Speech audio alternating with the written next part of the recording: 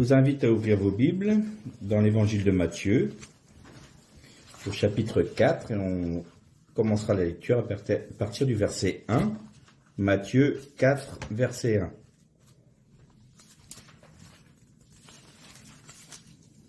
Alors Jésus fut emmené par l'Esprit dans le désert pour être tenté par le diable. Après avoir jeûné 40 jours et 40 nuits, il eut faim.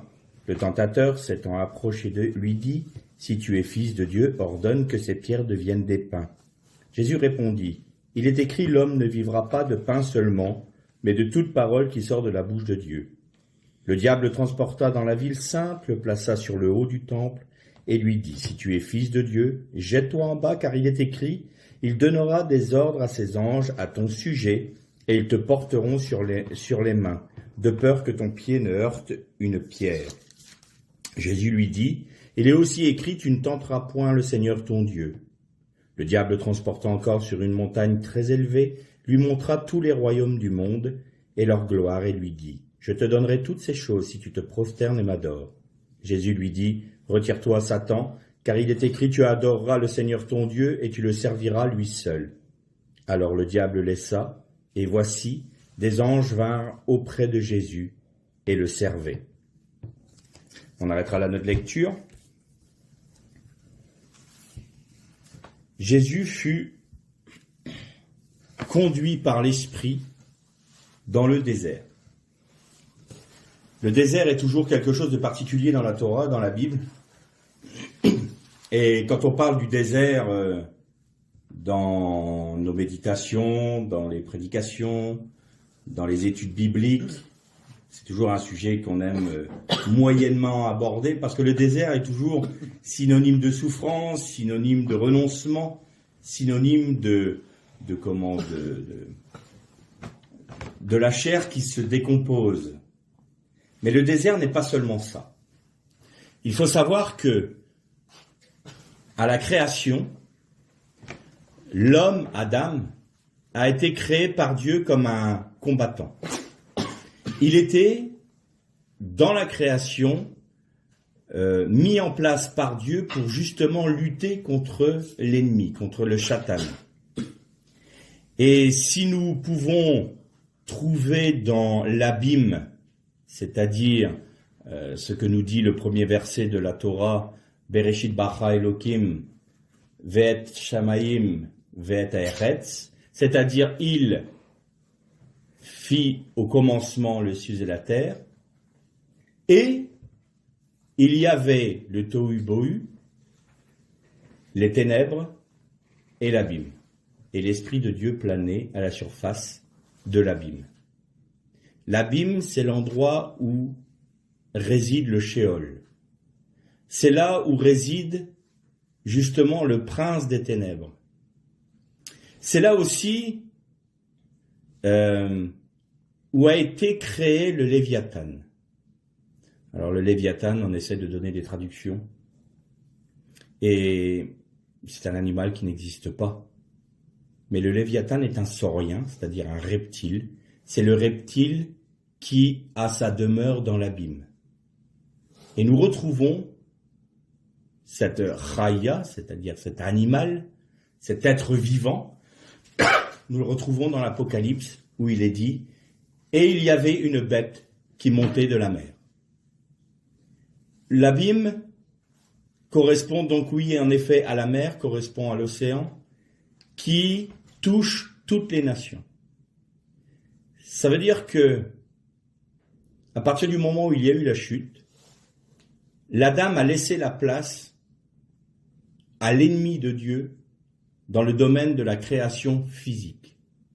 Je ne parle pas de la création du monde angélique et des différents mondes qui existent, mais au moins le monde de la création a été soumis à l'ennemi par la faute de Adam.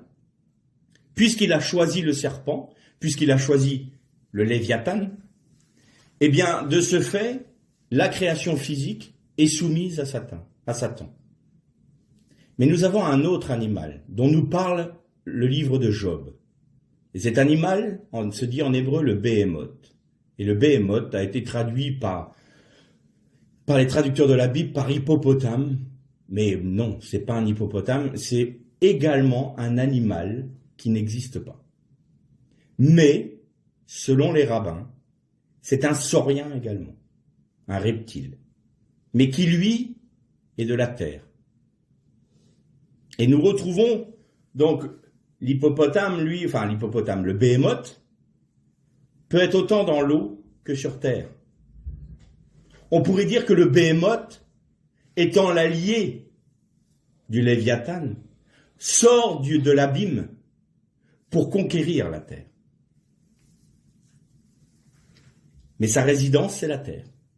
Et nous trouvons également cette bête dans le livre de l'Apocalypse, c'est la bête qui monte de la terre. Le béhémoth, c'est c'est l'animal, la chaya, qui va être, qui va avoir autorité sur justement cette terre qui a été maudite. Cette terre qui a été donnée comme nourriture aux serpents. Et le lieu de résidence particulier du béhémoth, ou le lieu de résidence particulier sur la terre de Satan, c'est le désert. C'est dans le désert que nous rentrons en contact avec Satan et avec les puissances sataniques. Et là, Jésus est poussé par l'Esprit pour aller à la rencontre de Satan. Alors la traduction nous dit « pour y être tenté ». Mais il y a un autre aspect à cet événement qui s'est passé lorsque Jésus est rentré dans le désert. C'est-à-dire que Jésus est venu envahir le domaine satanique. Il est venu prendre position là où réside Satan. Il est venu à la confrontation directe. Le royaume de Dieu est venu reprendre autorité dans le domaine qui a été dévolu par la chute à Satan. Et donc Satan va essayer de reproduire exactement ce qu'il a fait avec la femme à l'origine. Vous notez que l'apôtre Paul nous dit que Jésus fut tenté en tout point comme nous. Et quand vous lisez ce passage-là, vous voyez que Jésus a été tenté sur 3 points.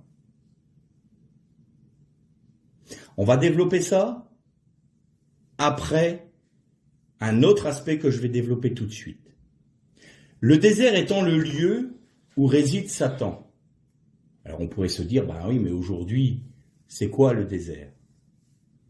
Le désert, c'est le monde. Nous sommes dans le désert.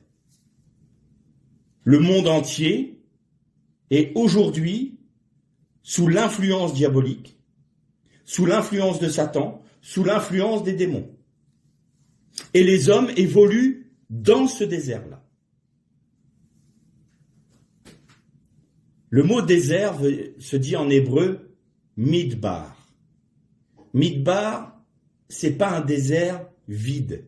C'est pas un désert fait que simplement de roches. Le midbar est le désert dans lequel on faisait paître les brebis et les chèvres.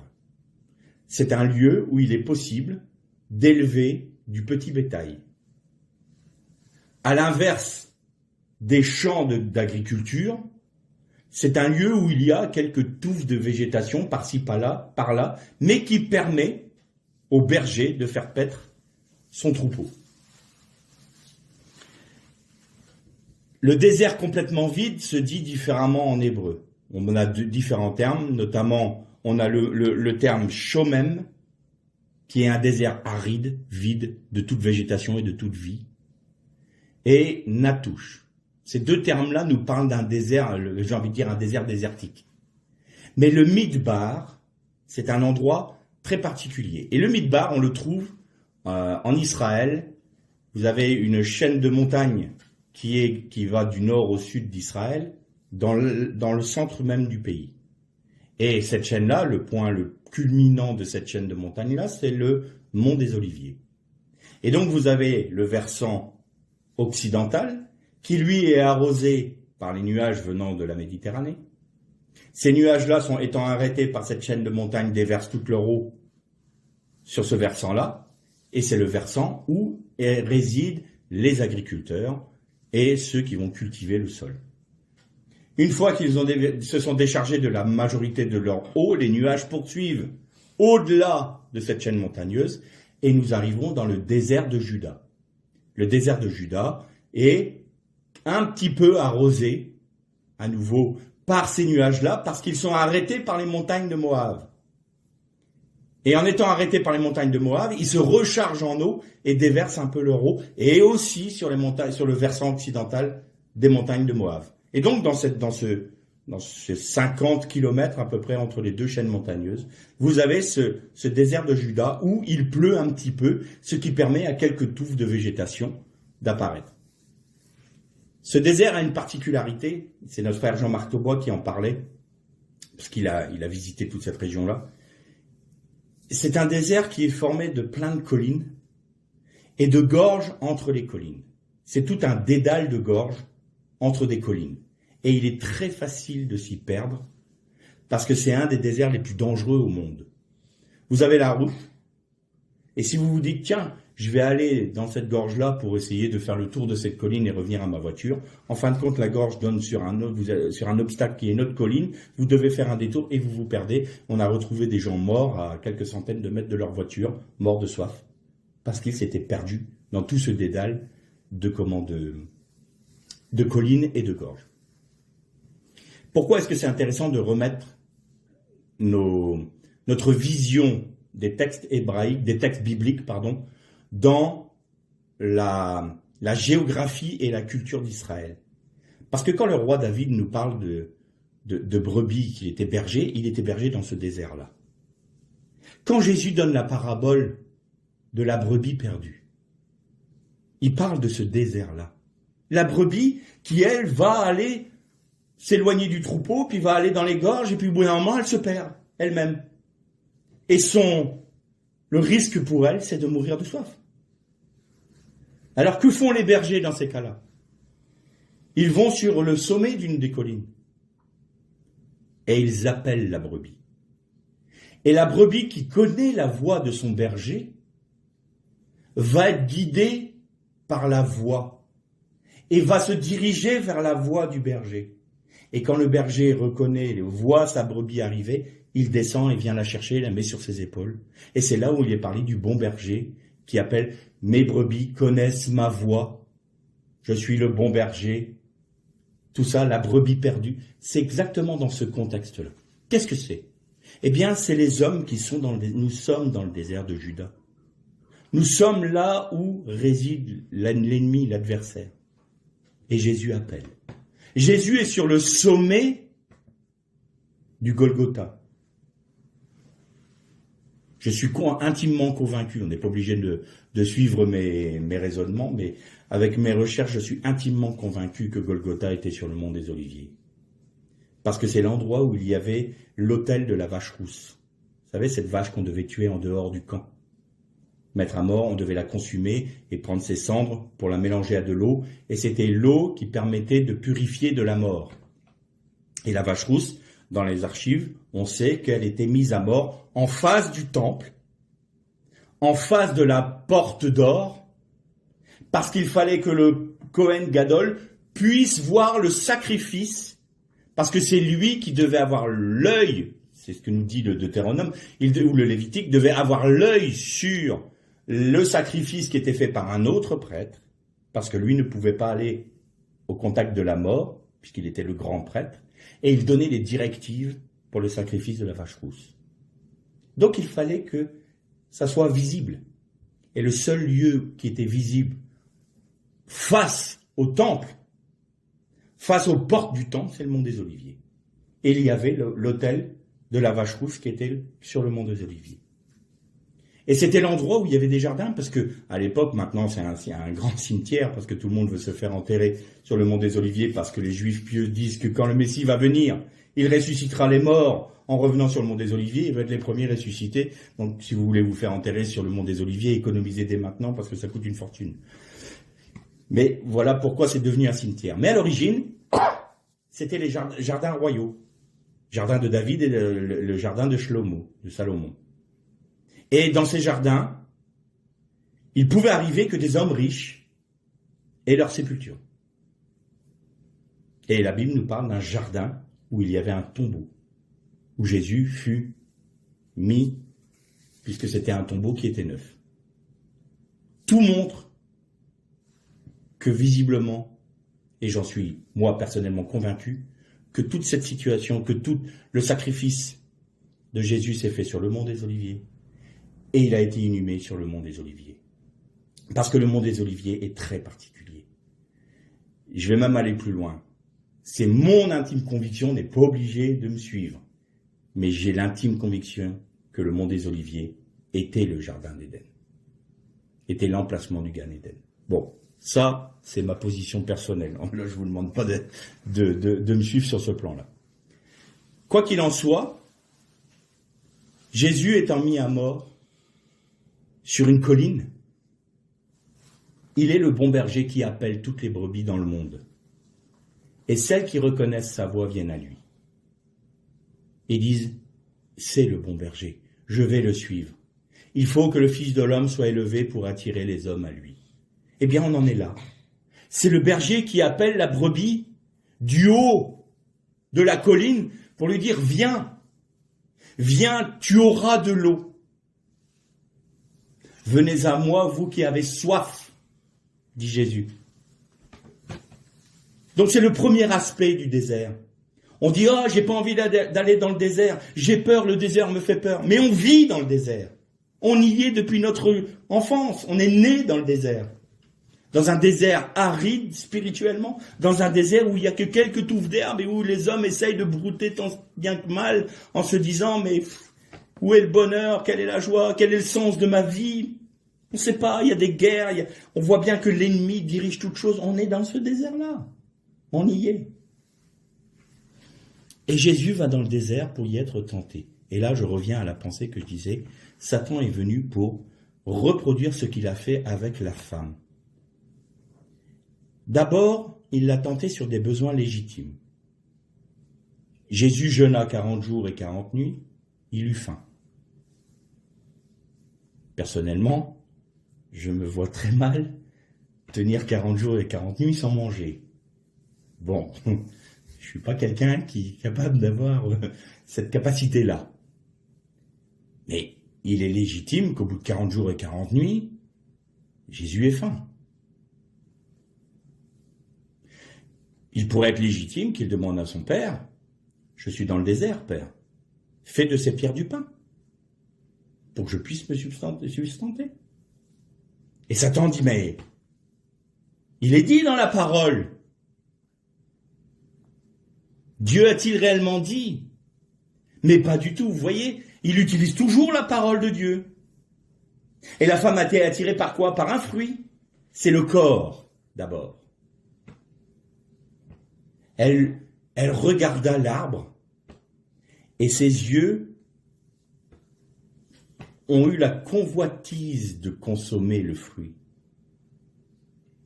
Elle regarda, et elle vit qu'il était bon à manger. Elle vit qu'il était bon à manger. C'est-à-dire que ses yeux n'ont plus été, comme je le disais dans une autre méditation, c'est pas son œil intérieur qui a été ouvert pour éclairer ses yeux de chair, non, c'est ses yeux de chair qui ont convoité quelque chose. Je veux satisfaire ma chair. Je vois que c'est bon, c'est dans mon intérêt. Je vais en tirer un bénéfice personnel.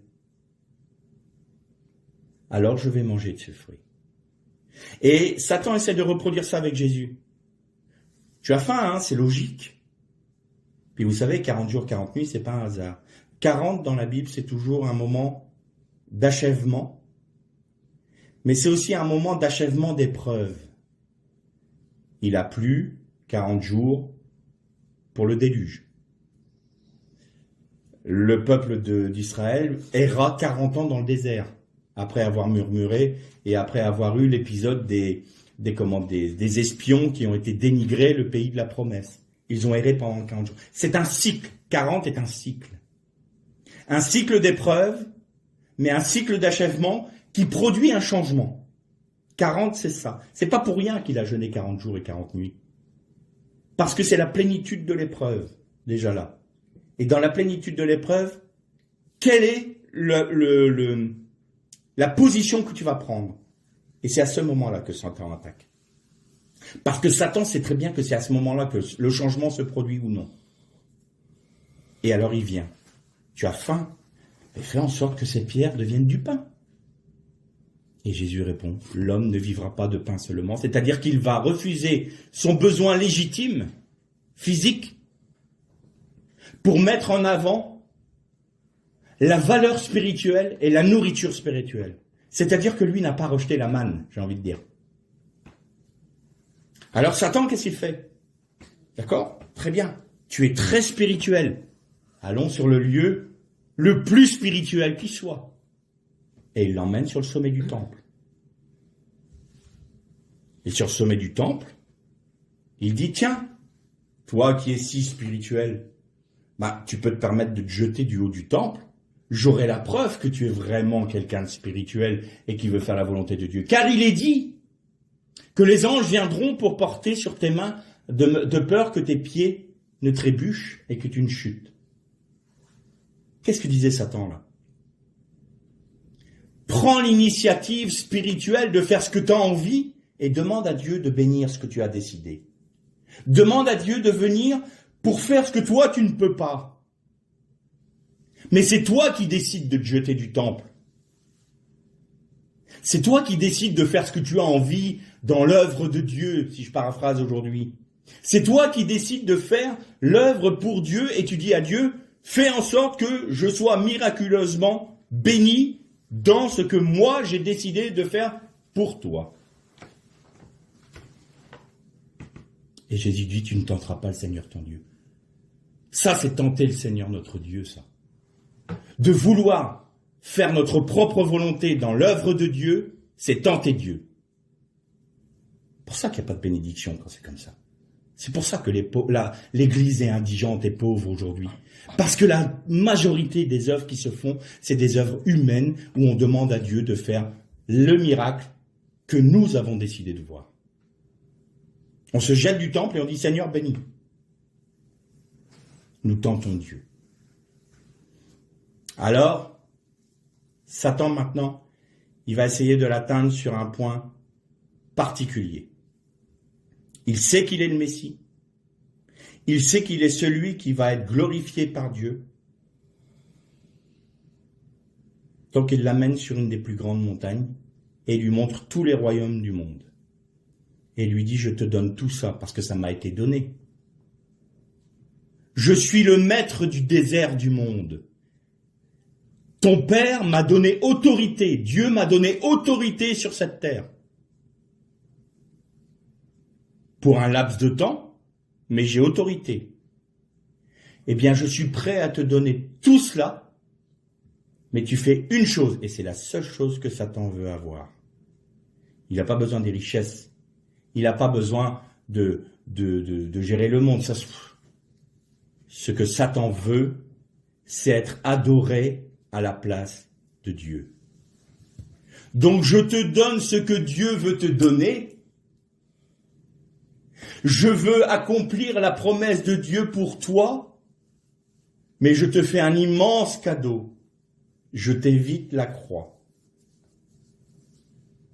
Alors si tu m'adores, si tu te prosternes et m'adores, je te donne ce que Dieu a promis. Tu seras le Messie du monde.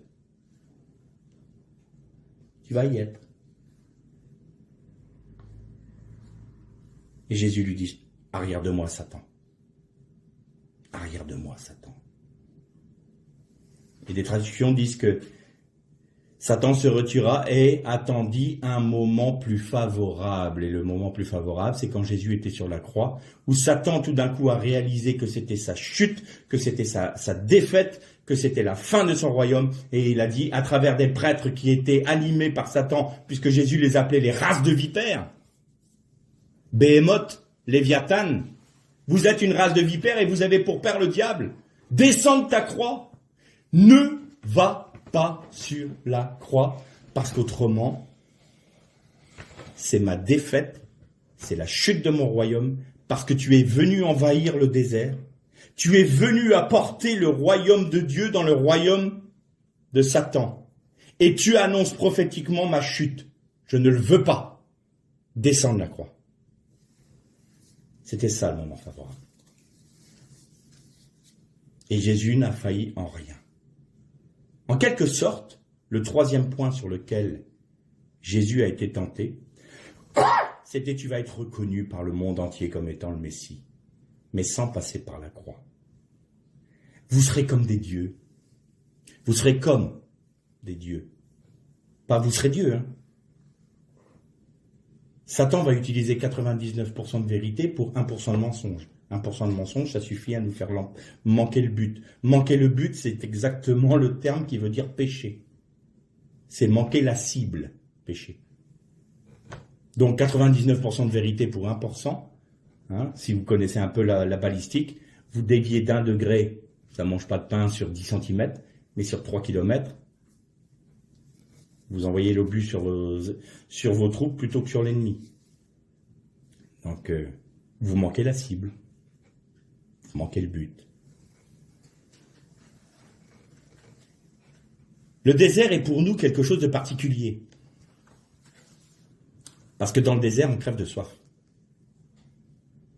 Et dans le désert, la chose la plus précieuse, c'est pas l'or, c'est pas l'argent, c'est même pas le vêtement. C'est pas les biens qu'on peut amasser, c'est l'eau. L'eau.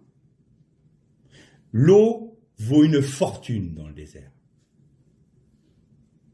Parce que avec l'eau ou sans l'eau, c'est les différences entre la vie et la mort. Et quand on retrouve des personnes qui ont erré dans le désert, on voit d'abord qu'ils jettent au fur et à mesure ce qu'ils trouvent le moins important pour eux. Alors on a trouvé même des sacs d'or, on a trouvé des vêtements. Et la personne qui meurt de soif, au bout d'un moment, enlève même ses vêtements. Jusque-là, c'est de l'eau dont elle a besoin. Le reste, elle est dépouillée de tout. Dans le désert, est-ce qu'il y a de l'eau? Le peuple d'Israël, quand il est sorti d'Égypte, vous notez qu'il a d'abord traversé la mer. Il est allé envahir le terrain du Léviathan.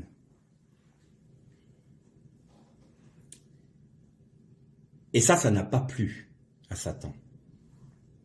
Alors il a mandaté l'homme qui le servait, Pharaon. Et Pharaon a poursuivi Israël dans l'abîme. Mais c'est lui qui a été emprisonné dans l'abîme, et non pas le peuple d'Israël. Mais ensuite, Israël devait être confronté à Béhémoth. Il devait être confronté à la bête qui monte de la terre. Et la bête qui monte de la terre, c'est la convoitise humaine. La bête qui monte de la terre, c'est ce que l'homme veut pour s'accomplir lui-même. Il s'allie au Léviathan pour s'accomplir lui-même. Faisons-nous un nom, disaient les hommes du temps de Nimrod, du temps de Babel. Faisons-nous un nom. Nous rejetons Dieu. Ça, Béhémoth, c'est l'homme qui s'unit aux forces du mal. Ça donne les Néphilim, les déchus. Et les Néphilim étaient déjà à cette époque-là sur la terre. Et après que les filles des hommes eurent été avec les fils de Dieu, avec les Néphilim.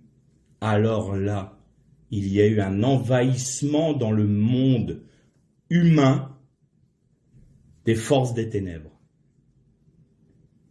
Et ça, c'est symbolisé par le Béhémoth. Et donc, ils arrivent dans le désert et ils commencent à se dire « Ah, tu nous as amenés là pour qu'on meure. Nous, on s'attendait à quelque chose de magnifique. On s'attendait à avoir des pétales de rose sur notre chemin, avec un nuage qui venait toujours nous couvrir pour pas qu'on soit frappé par le soleil. Il fallait que les ruisseaux d'eau nous suivent, il fallait tout cela. Mais alors, on est confronté à quoi? À la rudesse du désert? À quelques touffes pour nos chèvres? Et quand on va dans l'eau, chercher de l'eau, on arrive à Mara et l'eau est amère. L'eau est amère. L'eau du désert est amère. Si on essaye de s'abreuver hors de Dieu, dans ce désert qu'est le monde humain, qu'est notre monde aujourd'hui, ce sont des eaux amères qui nous donnent soif. L'amertume de l'eau, c'est l'eau salée. Plus vous buvez d'eau salée, plus vous avez soif. Le sel donne soif. Ça ne vous désaltère pas. Elle est amère, cette eau. Et vous allez noter une chose intéressante dans le texte. Qu'est-ce que fait le peuple? Bien sûr, il murmure. Ah, les murmures du désert. Qu'est-ce qu'on entend? Les murmures dans le désert. On n'a pas de viande. Au moins en Égypte, on avait de la viande. On pouvait manger de la viande. On n'a même pas d'eau. Tu nous amènes là pour mourir. Tu nous as sauvés, Seigneur. Pourquoi? Pour être dans l'épreuve. Quel intérêt on y gagne, nous, à être sauvés, si c'est pour souffrir? On n'aime pas la souffrance. Et pourtant, l'homme, il est quand même oublieux. Avant que Jésus te sauve, tu souffrais peut-être pas. Tu étais emprisonné par tes passions, par tes désirs. Tu souffrais parce que tu étais mis au même titre que tous les hommes. Regardez, ceux qui vivent sans Dieu. Mais ils respirent la joie, non? Il paraît qu'on est le peuple le plus râleur et le peuple le plus déprimé qui soit, nous les Français. C'est le peuple qui a le plus rejeté, un des peuples qui a le plus rejeté Dieu. Il devrait être ébahi et béat de bonheur et de joie et de félicité, ce peuple. Oui, mais si je deviens chrétien, je vais souffrir, j'ai pas envie. Ah bah parce que t'es heureux aujourd'hui. Tiens donc. Bah alors arrête de râler. Arrête de récriminer. Arrête de pester contre les politiques. Arrête de pester contre les prix. Arrête de pester parce que tu n'arrives pas à avoir ce que t'as envie. T'es heureux. Tais-toi. Juste tais-toi.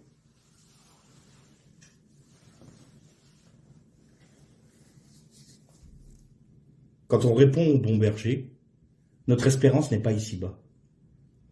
Notre espérance, c'est dans le Olam Haba. Et il fait pleuvoir sur le bon et le méchant. Il fait lever son soleil sur le bon et le méchant. Ça va pas changer notre vie. Terrestre, je veux dire. Mais à travers l'épreuve, à travers le désert, on va apprendre. Apprendre quoi? À être dépouillé de nous-mêmes. À être dépouillé de ce qu'on met en avant toujours. Moi, Seigneur, moi, je veux, moi, d'abord, moi, j'ai envie, moi, ceci, moi, cela. Seigneur, non pas ma volonté, mais la tienne. Je suis dépouillé. Au fur et à mesure que j'avance dans le désert, je suis dépouillé. Et alors, le Seigneur te dit, si tu arrives à une source d'eau de ce monde, elle va être amère pour toi. Alors, je vais régler le problème. Et il dit à Moïse, jette un bois. C'est pas dit lequel. Jette un bois. Le bois. Ha'etz en hébreu. Ha'etz, ça veut dire un arbre, mais ça veut dire aussi une potence. L'arbre de la vie, c'est le Etz HaChaim. C'est le bois maudit qui donne la vie. Jette un bois, le bois dans la mare, dans l'eau de Mara. Mara, ça veut dire amer. Mara, c'est l'eau également, d'où est dérivée Myriam, d'ailleurs. Il y aurait des choses à dire sur Myriam. La matrice qui était fermée, les eaux d'en haut, les eaux d'en bas, Myriam. Tant que Myriam était vivante, la sœur de Moshe, ils avaient de l'eau. Elle apportait de l'eau. Elle portait en son sein la source d'eau vive. Eh oui. Et tu jettes un bois dans les eaux de Mara et elles deviennent potables. C'est Christ et le sacrifice de Jésus, la croix de Jésus qui rend potable les eaux amères. Et un jour, le mont des Oliviers va se fendre en deux. Et un fleuve d'eau vive va sortir de Jérusalem pour venir arroser à l'Occident la mer Méditerranée et à l'Orient la mer de sel, la mer morte que l'on appelle, et elle deviendra bonne et poissonneuse, nous dit le prophète. La vie entière reviendra dans ces eaux qui sont mortes. et aucune vie passera. Et cette eau viendra de Jérusalem. Pourquoi? Parce que je suis le fleuve d'eau vive. Je suis la source d'eau vive, dit Jésus. Et donc, le sacrifice de Jésus va purifier les eaux de Mara. Et nos eaux amères vont devenir potables. Mais il faut qu'on passe à un autre degré après. Il faut apprendre à boire à l'eau du rocher. Le rocher, en hébreu, se dit tsour. Et tsour, ça peut être l'endroit où on est mis à l'abri, une forteresse. Mais ça peut être aussi, ça peut vouloir dire prendre les armes, confronter un ennemi. Et en dernier lieu, ça veut dire aussi façonner et rendu semblable à. Le rocher qui est Jésus-Christ, nous dit Paul. Je ne veux pas que vous soyez dans l'ignorance, frères. Lorsque nos pères étaient sous la nuée, un rocher spirituel les suivait pour leur donner de l'eau, et ce rocher était Jésus-Christ. Voilà ce que dit Paul. Eh bien, quand on est à l'abri de ce rocher, non seulement il nous donne l'eau dont nous avons besoin, il nous désaltère, il nous apporte la fraîcheur de la parole, il nous fait vivre la parole, mais en plus il est pour nous un secours. Il est le rocher avec lequel nous pouvons être confrontés aux puissances du mal. Et il est le rocher qui va nous rendre semblables à lui, il va nous façonner.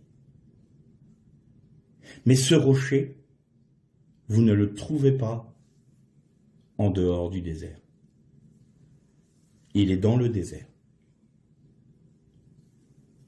Et donc dans notre midbar, qui vient du verbe hébraïque davar, qui veut dire parler, vous allez être accompagné par ce rocher, qui est votre forteresse, qui est votre appui, qui est le rocher qui va vous armer contre votre ennemi, qui est le rocher qui va façonner. Et comment va-t-il vous façonner? Parce qu'il est dans le midbar qui vient de davar, c'est-à-dire il vous façonne par la parole de Dieu qui vous est révélée dans le désert.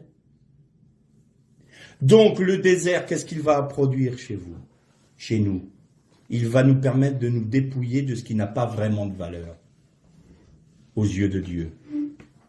Il va rendre potable des eaux amères. La source qui était en nous, elle était amère. Nous avions une source amère, nous produisions de l'amertume. Nous avions un caractère peut-être méchant, mauvais, égocentrique, égoïste.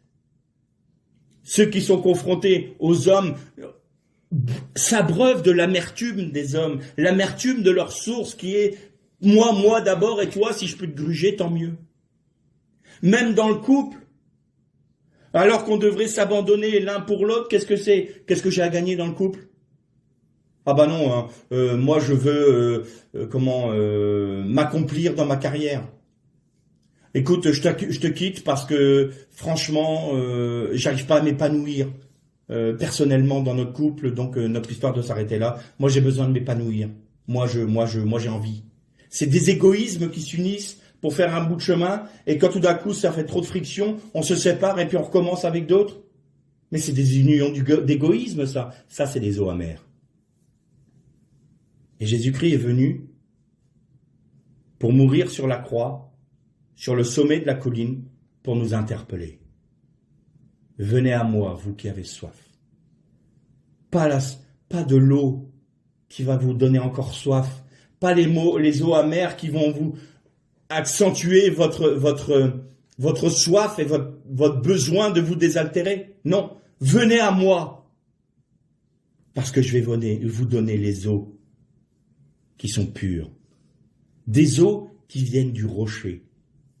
Je vais changer votre amertume en eau potable, et je vais faire jaillir de votre sein des sources d'eau vive, qui pourront apporter aux autres, qui sont habitués à boire des eaux amères, vont pouvoir boire à l'eau du rocher, qui est en vous, par la puissance du Saint-Esprit, c'est-à-dire Christ vivant en nous, par le Saint-Esprit.